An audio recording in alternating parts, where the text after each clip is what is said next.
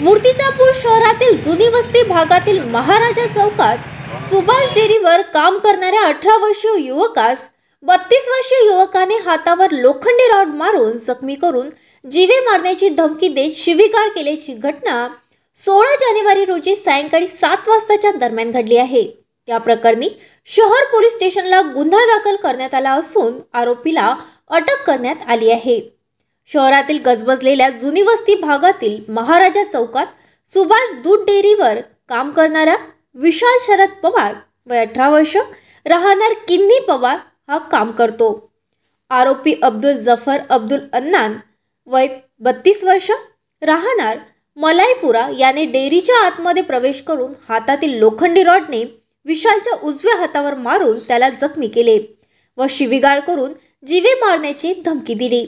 सदरची फिर्याद व वैद्यकीय अहवालावरून भारतीय न्याय संहिताच्या 333, 118(1), 352, 351(2) कलमांतर्गत शहर पोलिसांनी आरोपी अब्दुल जफर अब्दुल अन्नान विरुद्ध गुन्हा दाखल करून तातडीने अटक करून जेरबंद केले आहे।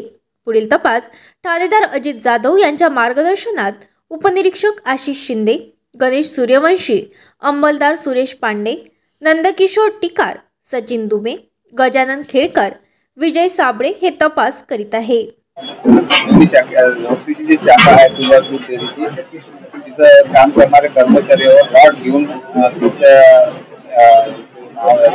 म्हणून गुन्हेगारी प्रवृत्ती आहे त्यांना दुकानात शिरून हल्ला केला आणि तिथं नासधूस करण्याचा प्रयत्न केला, परंतु उपस्थित जमाव आणि तिथं असलेले आपले मेजर इरफान शेखचे वस्तीवर असताना त्याच्या लक्षात आलं तर ताबडतोब पोहोचले। घटना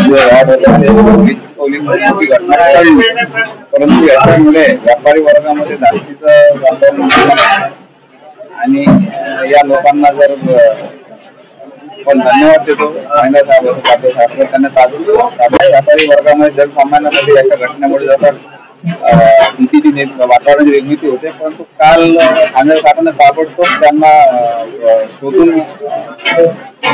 आणलं आणि कमिटमेंट त्याला बंदोबस्त केला। त्याच्या पुढे व्यापारी असा एक समाधानकारक प्रतिक्रिया असतात। ताज्या बातम्या आणि घडामोडी बघण्यासाठी महाराष्ट्र मेल या चॅनलला लाईक आणि सबस्क्राईब नक्कीच करा।